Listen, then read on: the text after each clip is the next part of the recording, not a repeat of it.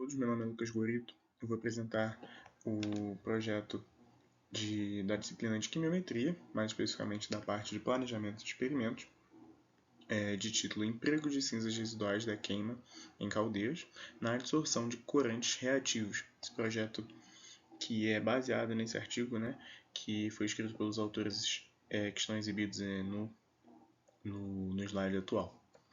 Começando então na introdução, nós falamos um pouco sobre o lançamento, de corantes sintéticos em corpos aquáticos, que é proveniente, em sua grande maioria, dos processos em indústrias têxteis, as quais apresentam um elevado volume de rejeitos, além de uma grande variação na composição desses efluentes. E isso provoca aí, inúmeros problemas ambientais, a gente pode ver aí na imagem. Os corantes têxteis, eles normalmente são compostos orgânicos tóxicos, e altamente resistentes à degradação, apresentando, portanto, estruturas moleculares aromáticas.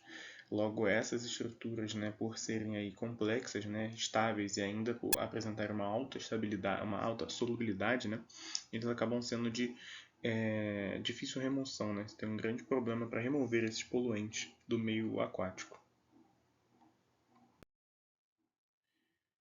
Diversos métodos de tratamento têm sido aplicados para esse tipo de efluente. As pesquisas elas vêm demonstrando que a adsorção com o carvão ativado, ela apresenta grande capacidade de remoção de diversos tipos aí de corantes, uma grande capacidade de retenção. No entanto, esse carvão ativado ele apresenta um elevado custo de produção, o que acaba incentivando a procura de novos adsorventes, que vão apresentar aí, um menor valor agregado a fim de estar tornando esse processo viável. Dito isso, as cinzas residuais de queima do eucalipto em caldeiras, elas são justamente um resíduo que é abundante, e que não tem uma destinação adequada. Então, como eles são, já que são amplamente utilizados como fonte de combustível no setor industrial, elas acabam caindo muito bem como uma espécie de material a ser utilizado no tratamento desses efluentes por meio da adsorção. Falando um pouco aqui já então do objetivo, os objetivos, a gente tem como objetivo geral a avaliação da possibilidade do emprego de cinzas residuais de eucalipto na remoção do corante reativo azul 5G, certo? Esse é o objetivo do trabalho em que foi baseado esse projeto. Como objetivos específicos foram apresentados também pelos autores tratamentos químicos, sendo realizados no material, focando em aumentar o potencial adsortivo dele, assim como a avaliação dos parâmetros operacionais do processo por meio de uma ferramenta de superfície de resposta, que é o delineamento composto central rotacional, conhecido como DCCR, certo? Que é justamente o foco desse projeto, que a gente vai ver aqui mais para frente. Então, já adentrando na metodologia, a gente fala um pouco sobre a metodologia justamente foi utilizada pelos autores, visando aumentar a capacidade de adsorção do adsorvente. Eles realizaram alguns tratamentos químicos na cinza in natura, utilizando agentes ativantes, que a gente vai ver aqui nas seguintes condições, em proporções aí de 20 gramas de cinzas para 1 litro de solução, sendo essa solução mantida então a 80 graus Celsius por 30 minutos sob uma agitação ali magnética, certo?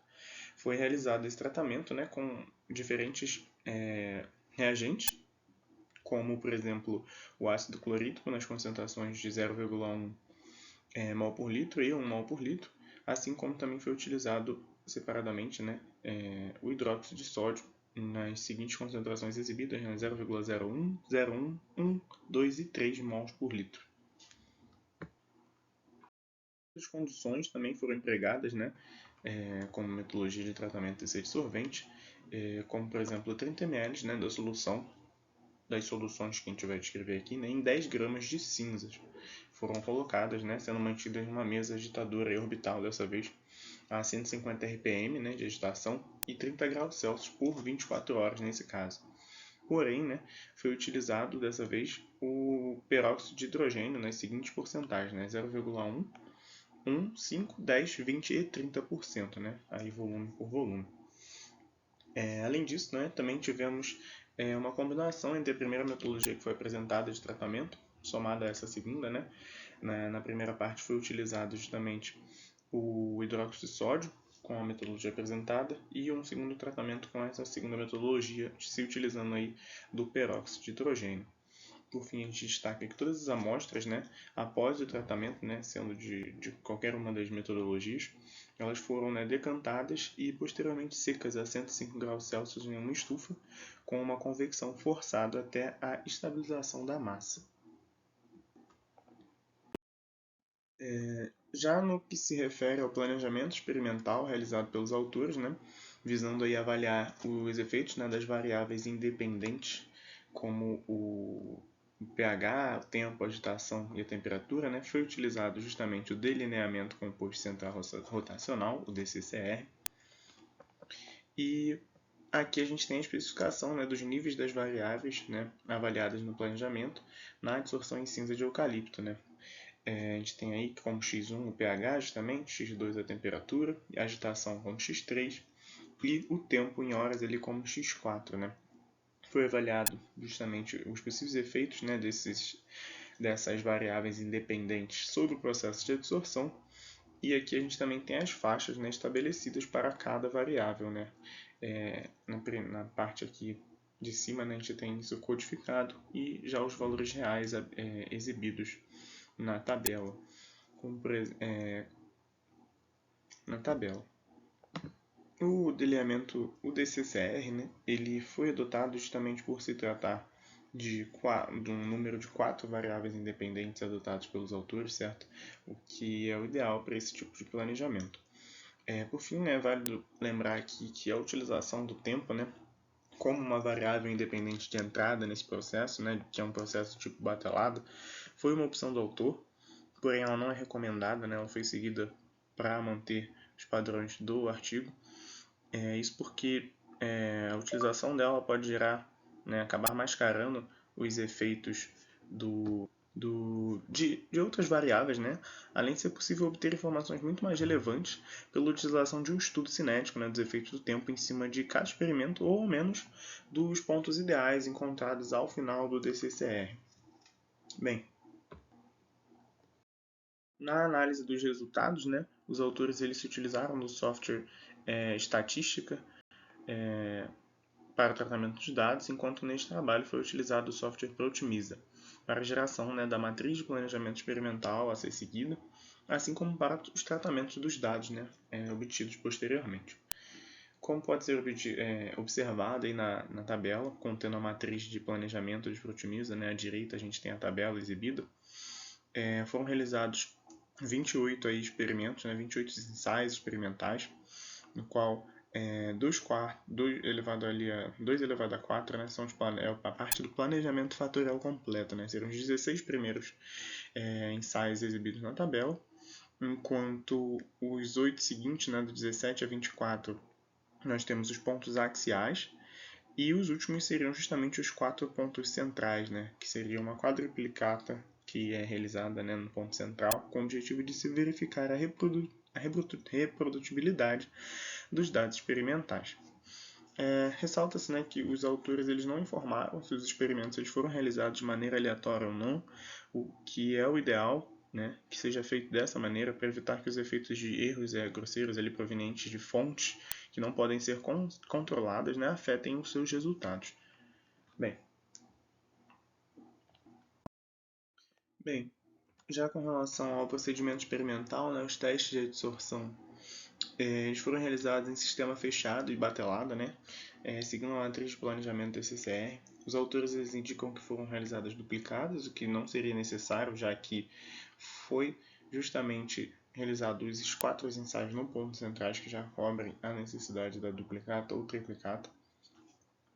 De qualquer maneira, os ensaios foram feitos de acordo com o seguinte planejamento, né? 50 ml de corante azul, né, 5G, mais 0,1 grama de adsorvente foram colocados em solução, né, e foram mantidas aí sob uma agitação magnética de 50 a 150 rpm, né, dentro do planejamento, dentro da matriz de planejamento de DCCR. A temperatura ela também é constante. Com essa mesa ela possui um controle de temperatura, né, que foi aí de 20 a 40 graus Celsius, também de acordo com a matriz de planejamento. e em intervalos aí de tempos pré-determinados, né, dentro dessa matriz de 2 a 46 horas, alíquotas elas foram retiradas dos frascos Erlenmesh, né, e essa solução retirada ela passa por uma centrifugação, certo, de 5 minutos a 3.000 rpm, e a concentração na fase líquida é determinada, né, essas alíquotas passaram justamente por uma análise aí de espectrofotometria no VVIS, no comprimento de máxima absorvância, né, característica desse corante, de 620 nanômetros. Já falando então um pouco sobre os resultados, né, resultados e discussão, a gente começa falando sobre os melhores resultados para os tratamentos químicos, né, com diferentes concentrações de cada um dos tipos de agente ativante que foram empregados, né, eles são exibidos aqui nessa figura. Como a gente pode observar, né, tanto o hidróxido de sódio, né, 1 mol, quanto o peróxido de hidrogênio, ali, 5%, eles apresentaram uma remoção, né, de corante, né. Os materiais tratados com esses agentes ativantes, é bom lembrar, não são eles isolados, apresentaram uma remoção, né. O adsorvente apresentou uma remoção na faixa de 30% e 49%, respectivamente, para o hidróxido de sódio e o peróxido de hidrogênio. Dessa forma, né, os autores escolheram seguir os experimentos de adsorção justamente com a cinza tratada com peróxido a 5%, já que esse foi o que apresentou o melhor resultado. Bem, já falando dos testes, né, da matriz de DCCR, a gente tem aqui a tabela sendo exibida, com as variáveis, né, apresentando os valores aí reais utilizados pelos autores, além das respostas aos experimentos em capacidades, em termos de capacidade de adsorção por grama de cinza, que seria justamente o Q, é o termo Q. Ao se comparar alguns desses resultados, né, a gente faz uma avaliação nos ensaios, né, a gente consegue obter então uma indicação da influência que os termos das variáveis, né, independentes de entrada, eles possuem sobre o valor de resposta aqui. Os ensaios axiais, por exemplo, né, ali em 17 e 18, né, onde varia-se apenas o pH, você tem uma influência aí negativa de menos 17,1. Né? Essa é a variação na resposta aqui. Né? Ele vai de 7,26 para 24,36, no caso contrário, né, sendo negativo, 17 para o 18. Enquanto nos ensaios axiais, né, onde você varia a temperatura, né, 19 para 20, você tem a agitação no de 21 para 22 e o tempo sendo variado em 23 para 24, né, o resto das variáveis todas fixas, você tem resultados aí de pequenas variações, todas positivas, né, respectivamente falando 1,59 na variação de temperatura, 0,28, né, e 0,24 na agitação e no tempo. São variações muito pequenas, né? Principalmente aí já para agitação e tempo. Né? Quando você compara com o pH, nenhuma das três chega perto da influência que ele exerce. Essa diferença apresentada, né, demonstra que uma tendência, né, de que o único termo que vai estar possuindo influência significativa sobre a capacidade de absorção é justamente o pH, né, o termo X1. Por fim, a gente ressalta aqui o ensaio que apresentou maior capacidade de absorção, né, do corante reativo a azul 5G, né, com 24,36 mg por grama, é justamente o ensaio 17, né, onde você tem um pH 2, temperatura a 30 graus e uma agitação a 100 e um tempo de 24 horas.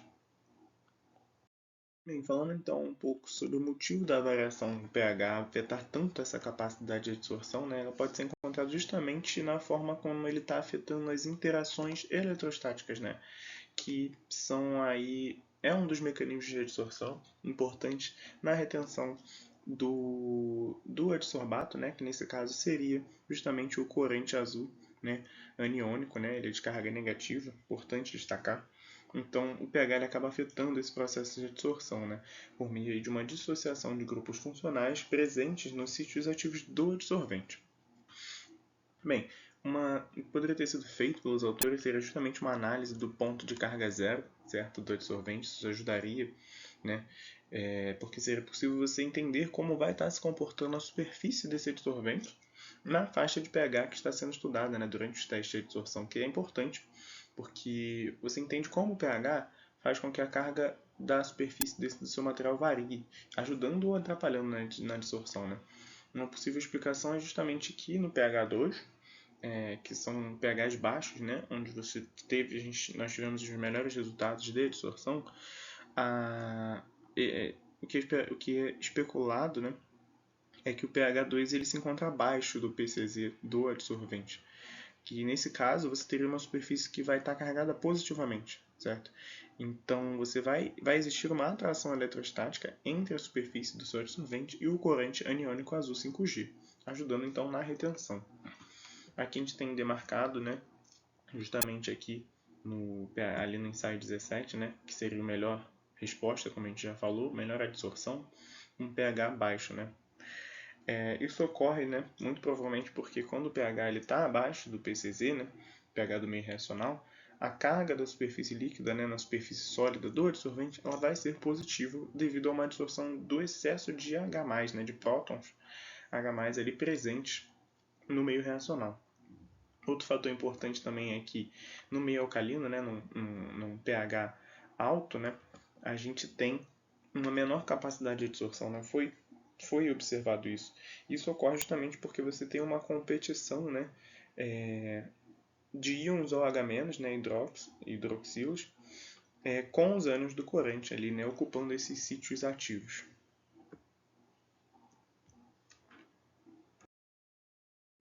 Bem, na tabela aqui a seguir obtida pelo Protimiza, né, é possível observar, né, os dados aí de regressão contêm todos os efeitos das variáveis independentes de entrada, né, gerados a partir dos dados já expostos na matriz de planejamento do CCR. Aqui é possível identificar, né, de duas maneiras a significância de qualquer um dos termos estudados. Qualquer termo que apresente um p-valor aí menor que 0,05 ou um t calculado maior que o t tabelado, ele é considerado estatisticamente significativo sobre a capacidade de adsorção, né? Significa que ele tem uma influência sobre a capacidade de adsorção. Portanto, né, dito isso, os únicos termos que eles vão estar se encaixando em tais critérios, né, são justamente o x1, né, que é o pH, e o seu próprio termo quadrático, x1 quadrado, né? A gente tem que demarcado na tabela os valores de p-valor dele ali e ter calculado. Além disso, né, o valor negativo do coeficiente linear, né, do pH apresentado, de menos 3,19, ele indica que em valores menores de pH, a gente deve esperar maiores taxas de remoção. É isso que ele indica para a gente, o que já foi verificado como algo que é verdade. Né? Todos os resultados exibidos aqui nessa tabela, eles acabam só reafirmando, comprovando o que foi analisado anteriormente. Né? Quando a gente comparou os resultados obtidos nos experimentos, né, sem uma análise feita simplesmente em cima dos resultados, sem uma base estatística como está sendo feita agora. A gente pode ver que as duas elas se complementam e se reafirmam. Bem, o único termo significativo para um valor então de 95% de confiabilidade acaba sendo o pH, né? E o seu termo é linear quadrático. E que em menores valores, né, a gente também conclui que menores valores de pH, a gente tem maiores taxas de remoção de corante, justamente por conta desse coeficiente negativo. Aqui a gente tem mais um adendo, né, para deixar isso um pouco mais explícito, né, a gente tem o gráfico de Pareto que apresenta de maneira mais ilustrativa a comparação já do T calculado com o T tabelado, né. O T tabelado seria justamente essa faixa aqui próxima de 2. Então, a gente pode ver novamente que numa confiabilidade de 95%, os únicos termos que se apresentam maiores que o T tabelado são apenas os termos x1 e x2 e x1 quadrado, perdão. Aqui a gente pode ver que eles ultrapassam essa linhazinha aqui demarcada. A seguir a gente tem também, né, a equação que exibe, né,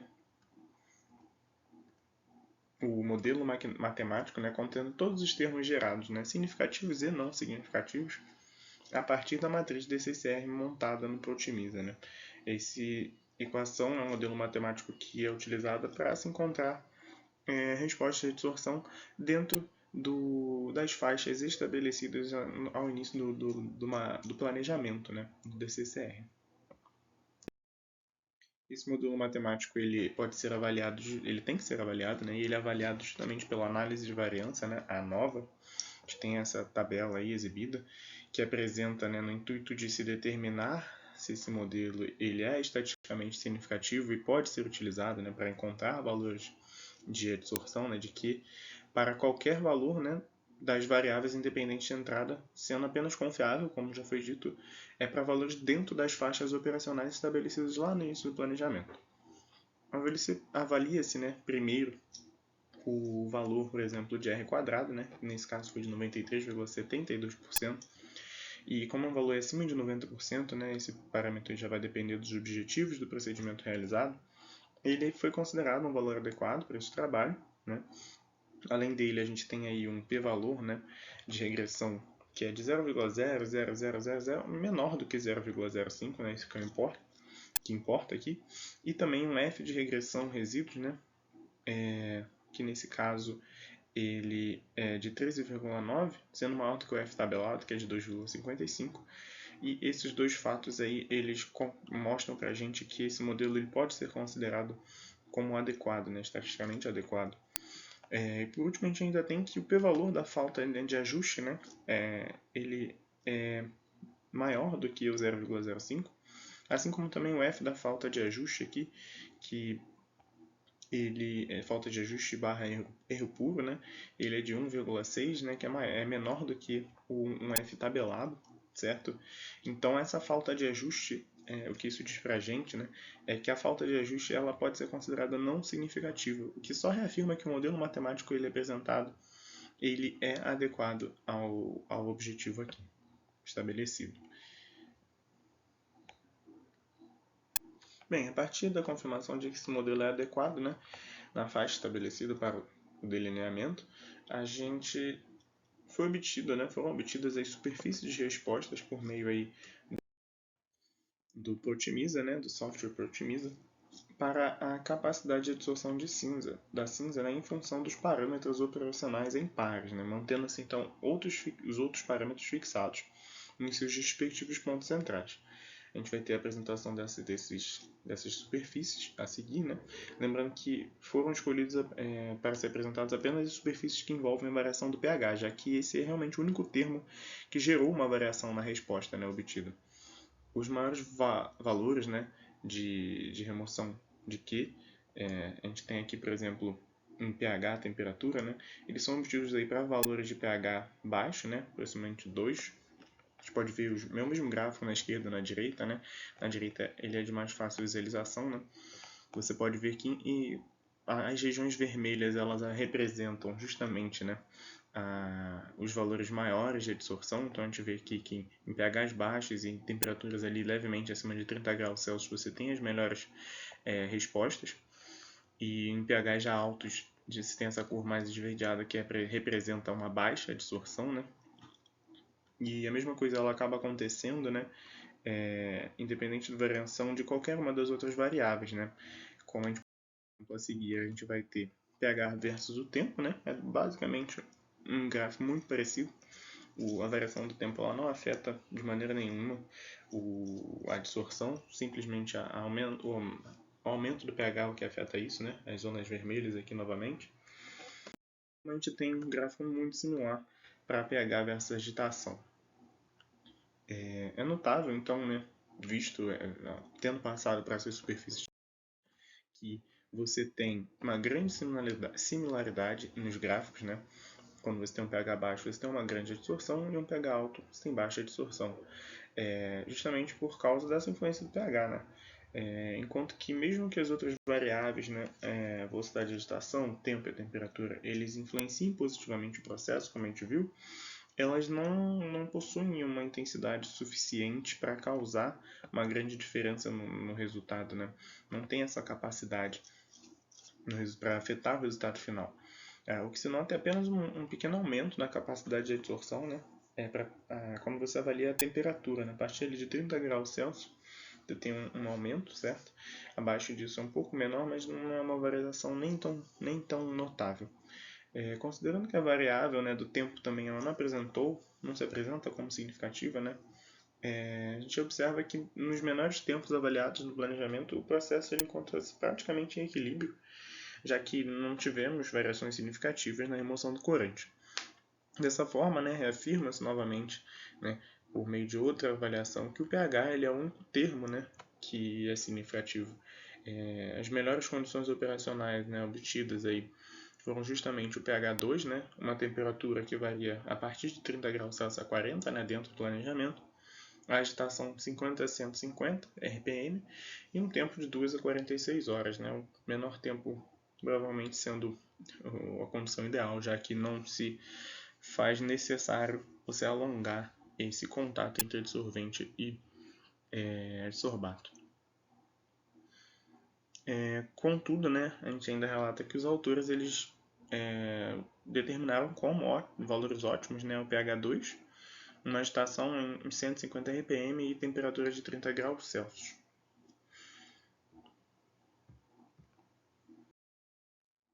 Concluindo, então, a gente tem que foi possível então aumentar a capacidade de absorção da cinza residual de eucalipto, né, com o tratamento de peróxido de hidrogênio a 5%, além de que, por meio do planejamento experimental, né, foi possível identificar parâmetros operacionais significativos, no caso o pH, né, identificar que o pH ele afeta a retenção do corante e também, né, consequentemente, determinar aí algumas as melhores condições, né, sendo pH 2, foi dito aqui, né,